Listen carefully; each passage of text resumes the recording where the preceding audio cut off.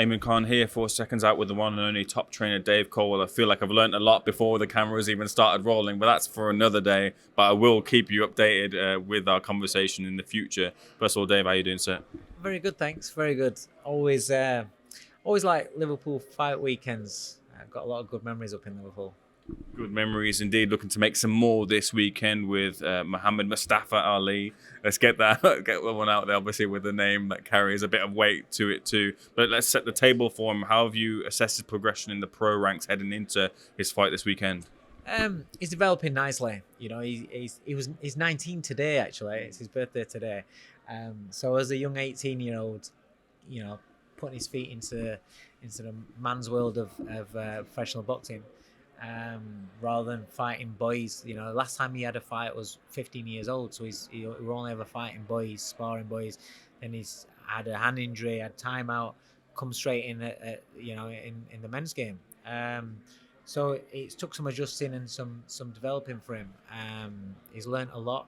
I'm very, very proud of his progress, and he saw a glimpse of what he's capable of in his last fight, and it's just all about developing that and just building on that now, really. Now, in the initial stages of a prospect, I wonder if yourself and also the specific fighter look to notch off that first early finish off in the career. Is it ever, a thing for fighters and trainers to want to tick that box off early and not have that kind of be something to get over the line later on in the progression? With Ali, it wasn't a conscious, we need to get that stoppage. I know he can punch and he's very, very fast. So I know the stoppages will come. But at 18 years old, it's more about settling him down. Like I said, he's used to be 100 mile an hour in the amateurs and using that speed and having things his own way because he was far too fast for kids that he was fighting or sparring with before. In the professional game where you're fighting a bit more experienced fellas and people that have seen that speed before, it doesn't always go to plan. So it's more a case of adding the IQ, settling him down a little bit, punch picking better, bit more educated, and then the stoppage had come. And in his last fight, he slowed down a little bit. He wasn't as 100 mile an hour. He's still very, very fast. And that's what he has to understand, is that he doesn't have to try to be fast. He just is. He's just got this unbelievable speed about him. So if he focuses on his technique and just settles into fights, then the speed's going to come out. And with the speed, so will his power. And he saw the results of that. And since then, you can see he has really settled in, and he really settled down, should I say. And he's just been working on that more. In his debut, I believe he's fought at two different weights, is it? What weight will he settle at going forward? He is a super bantamweight. He's a super bantamweight. But I think I don't like going against nature. He's 19 now, so he's still growing. But when you look at him, he's making super bantamweight easily. But he's a way off getting into title fights. So title fights, you have to weigh 122.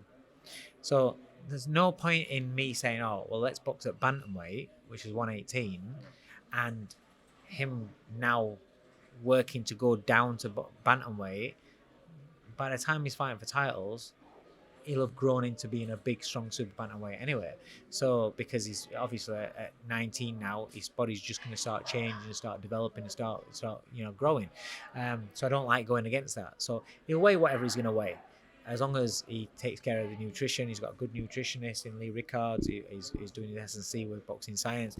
As long as he takes care and is fully focused on that, then he'll grow into whatever weight division, big and strong and healthy and getting the optimal performance out of himself.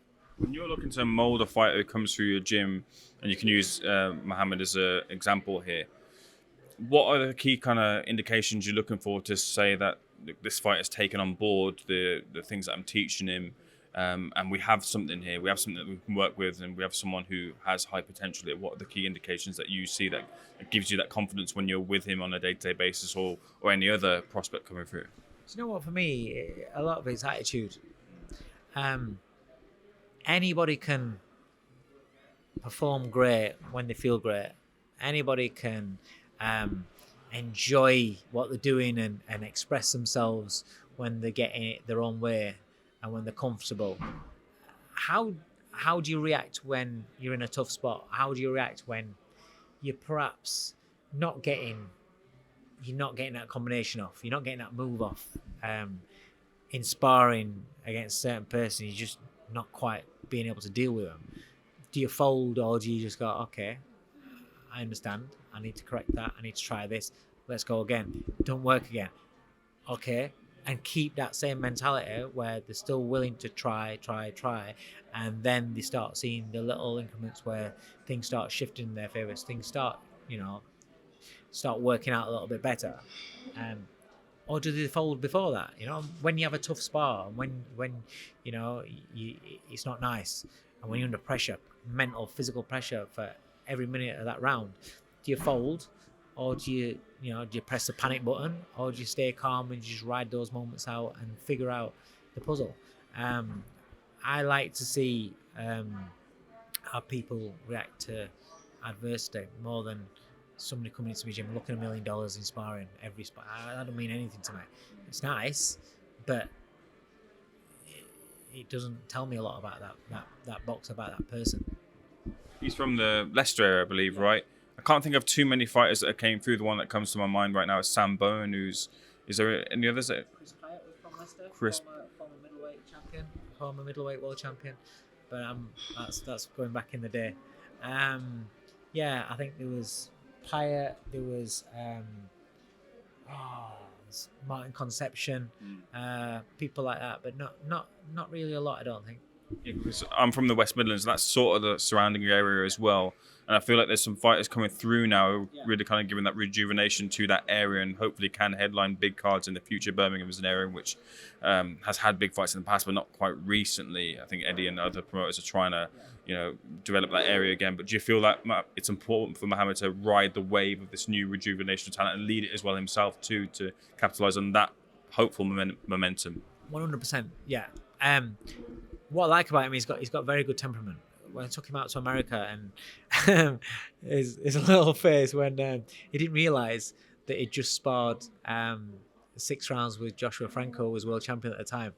Didn't realise who it was, and he sparred brilliant. And then when I told him who it was, his face, he was like gobsmacked. He was dead proud of himself, and I think that's when he kind of hit home. Oh, actually, I'm settling into this pro game really well. He's a really good character. He's flash but not cocky, and he's confident. He's not arrogant. So he knows how to be, so that makes him very, very likable. But he's an awesome talent. He's young, that's all. And I just need people not to get carried away and want to rush him. But I want people to get on board and enjoy the development of him, because he's a really nice kid and he's really good and he's exciting because he's got this blistering hand speed and he can punch a little bit as well. So, there's going to be a lot of good nights and good fighters ahead of him. And I do think that he can be not so much riding on other people's coattails as this rejuvenation in Midlands boxing, more towards the front. Not at the front because he's only a little prospect, but he's one where I feel that people are going to get really excited about and want to follow his career and want to back him and go along and support. Look forward to seeing him in action tomorrow night, and hopefully he's catching up more of his progress as he progresses through the professional ranks and into the next year. David, let's get some of your thoughts in the wider boxing sphere. Let's widen up the scope first of all. Something that surprised a lot of boxing fans. I'm hoping you haven't been asked this question, but Chris Eubank Jr. appeared in BoxRec's pound for pound top 10 in at number 9. For you, Dave, is Chris top of the pops at all, or worthy of that 9 rank after his defeat of Liam Smith? I don't understand why do people still take BoxRec's rankings seriously? Because they've never been any good. It's computer generated. It's whatever it takes into account, but they've always been shit rankings. Whether it's pound for pound or just normal fighters rankings, they don't mean anything. BoxRec's always been fantastic for records, although they still haven't updated Stephen Cairns' record from when he boxed in Uzbekistan, so they've got him down as 6-0 and he's actually 7-0. But for records and for research and for looking up that they're excellent, but they've always been shit for rankings. So I don't really take any sort of notice of whatever their rankings are. Something you had to take notice of, and the wider boxing public now have this this coin of it's been called now traditional boxing, because we have this Misfits Boxing social influencer sphere. Everyone's got to take notice of it. Last weekend, 1.3 million people took notice and shoved out their money to buy the pay-per-view KSI versus Tommy Fury, also featuring Logan Paul and Dylan Dennis. Did you enjoy the event if you watched it? Do you feel that it might be a problem for this traditional side of boxing if it continues to gain momentum? What are we looking at here in terms of the state of boxing with this whole Misfit sphere? So, there's 1.3 million that watched it.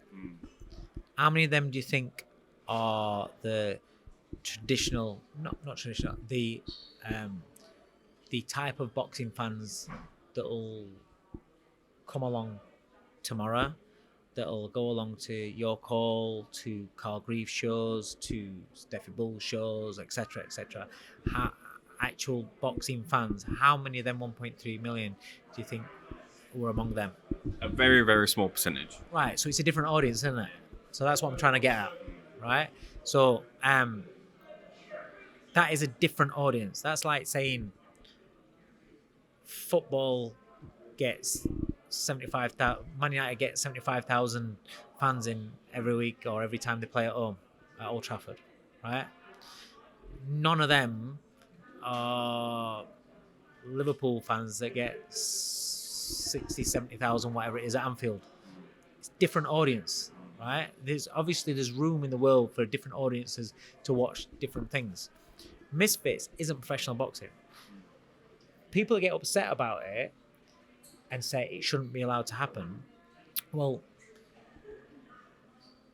there's people that work in offices that come up with an idea that I'm going to do some white collar boxing. Will you come and support me?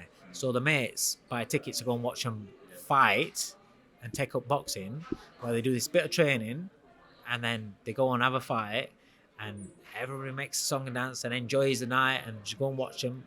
Quality's not very good, but they go and watch it and they support it and they ain't got a problem with it. It's the exact same. It's just that these guys don't sell a couple hundred tickets. They sell millions. They sell millions of views, of pay-per-views, and they sell thousands of tickets on the door. It's because people, whereas that, if you're a ticket seller that's working at whatever office and you're doing white collar, they're your mates, they're people you know. These people are people that follow the YouTubers, the influencers. If they took up cricket, if they took up snooker, if they took up whatever other sport, those same people, that 1.3 million, are probably, a big majority of that lot, would tune in to watch them do whatever they're doing because they're fans of those people. They're not fans of boxing. A small percentage might hook onto that and go, oh, well, that's what boxing's about. A, it's a load of shit. Or B, I might take that up. But then they'll soon realise what real boxing's about when they get punched on the nose. Everybody gets an idea to take it up until they get hit, and then they realise, oh, maybe I'll just do a bit of bag work and pad work. Yeah. It's a small percentage that'll then take it on and carry on properly. I think the most damaging thing to boxing isn't Misfits. It's its own lane. It's a different thing. It's not, like I said, it's not 1.3 million boxing fans that would normally watch tomorrow's show, York Hall's show. They don't get viewing figures like that. They don't watch that. It's a different audience. The problem that we've got to take care of is the fans that we've got and enticing other people, be it your Misfits audience or whatever, to start watching the sport that aren't watching the sport. And that's the problem there, is the sport itself, the people that are running the sport, the people that are empowering the sport, people that aren't wanting to put fighters in real fights, promoters that are just digging out each other in every interview, so every interview gets boring. It used to be a bit fun where you'd watch one promoter slag the other one off and the other one's like, now it's just constant. It's just constant shit. And if you keep running down other people's shows, if you keep running down other promotional organisations, keep running down other people's TV networks, then the people that aren't boxing fans that don't know what's going off. They're just hearing, well, he says boxing's shit. I've heard of Frank Warren, and he's saying that they're shit. I've heard of Eddie Hearn, and he's saying they're shit. Well, boxing's shit. What am I going to watch that for? And if you're just constantly slagging off from within the sport, from the inside out, you're slagging it off, then the peripheral are just going to look at it and think it's shit and not going to be bothered. Because it's like, that's more damaging for me than a Misfit show that's a percentage of boxing fans. Or what? It's funny how the amount of boxing fans and people that talk on social media about boxing and follow the sport, it's a funny amount of people that are talking about it. You'll watch it, because if you watched it and you're doing nothing but slag it off, what do you watch it for? You surely didn't watch it thinking you were going to watch some good boxing. Yeah. You surely didn't. You know, I didn't watch it because I thought it was going to be a good show. I watched it because I wanted to see, because Tommy Fury's not really, he's a professional boxer, but he's a novice professional boxer. I know he's had more fights, but he's boxed at a novice level all the time. He's not stepped out at novice level, and then he's boxed people that aren't boxers. So he's not representing professional boxing, and KSI can pop a bit. So we wanted to see, well, who actually wins? Surely Tommy Fury wins. But it was that bad that it was like, did anyone care who wins? If you weren't a fan of either, did you actually care who won? Because I didn't think either of them deserved to win, because it was that bad. But I can't go on and slag it off about the quality of it, because I knew the quality weren't going to be good. It was just shit. You know, when you can have, there used to be a saying where two donkeys make a great derby. Yeah. Right? Well, you can have two low quality fighters that it's just brilliant. It's brilliant to watch. And that's kind of like what we hope to see when you're watching Misfits and stuff. It's like that two undercard fight, that Dean the Great against the other kid. That was quite good. You know, there can be exciting fights, because it's the same as you go on, so you know, your mate does white collar. Could be either in a really good fight, a complete mismatch, or just shit where somebody's running around the ring because they get scared when it gets on top and they don't know what to do. But you don't go to a white collar fight expecting to see the next Sugar Ray Leonard. You know, so appreciate the perspective, Dave, there, and someone who's looking to change his perspective and do some unconventional things is at the top of the sport, Anthony Joshua. Now, he'll often get the finger pointed at him whenever he does anything, and this again has drawn traction with his latest comments. I believe it's in Men's Health magazine about how he's looking to train himself and change his methods and approach. At current, what he's doing is he is apparently spent £2,000 to spend 4 days in a dark room, enclosed, just with his mind, just with his own thoughts, to strengthen, I believe he says, his character. And then on the other side as well of the coin, he says he's watched Tyson Fury's Netflix documentary. Not at the same time, though. Not at the same time, though, of course. And he said that he must be looking at it from the point of an opponent in the future. With Tyson Fury, he said he's found, little spots in his armor that he feels he can exploit if they were ever to fight. What do you think about this perspective, Anthony Joshua, in terms of him looking to, change and adapt and add these things, these wrinkles to his game, these 1%s in terms of putting himself in a darker room, and also when his mentality is questioned a lot of time as well, him kind of come up firing and say, look, I've seen some things, and if we ever fight, I'm coming for you. I didn't know about the dark room thing. Listen, anybody that wants to grow, adapt, challenge themselves mentally, I'm all up for whatever it is for you. What works for me won't work for you, and what works for you might not work for me. We're all individuals. We've all got his own brain, his own thought processes. And one thing that I like to see people trying to improve themselves, maybe thinking outside the box. He's got a lot of money, so spending $2,000, fair enough. He could have just, got locked up, got somebody to lock him in his basement with a blindfold on and stick some earplugs in, and it was the same thing for free. I kind of get where thinking about it, I could understand because he'll be alone with his own thoughts. How long's he got to do that for? 4 days. See, I couldn't do that. I would go nuts. Yeah. So if he can last 4 days, complete darkness and just silence and just him and his own thoughts for 4 days, that's some serious shit. And if I would love to speak to him and know how he handled that, because I couldn't do that. And I know it sounds a bit quirky, a little bit off the wall. It is, but that's really, really mentally challenging. It's so mentally challenging. I couldn't even imagine. So I'm interested to know how that works out. And when you're talking about strengthening your mind and strengthening resolve, that's all the demons will come out in you. There'll be a lot of demons in there because you've got 4 days of just being alone with yourself. So it might work for him in that. If that gives him an extra little bit of resolve and a little bit more mental strength, fair play to him. I think for me, it'd probably send me the wrong way around, and I would probably go nuts and end up banging on the wall and saying I've changed my mind. I wouldn't be able to do that. So if he pulls that off, fair play to him. In terms of watching the Fury thing, by the way, funny as fuck. It is funny. Everybody's got weakness mentally. Everybody's got little chinks in their armor. I think it's quite open, but we all know that Tyson Fury's, depending on what day it is, his moods, you can see, his missus talks about it. There's different. But when it comes to fighting and boxing, I've never seen a mental weakness in Tyson Fury.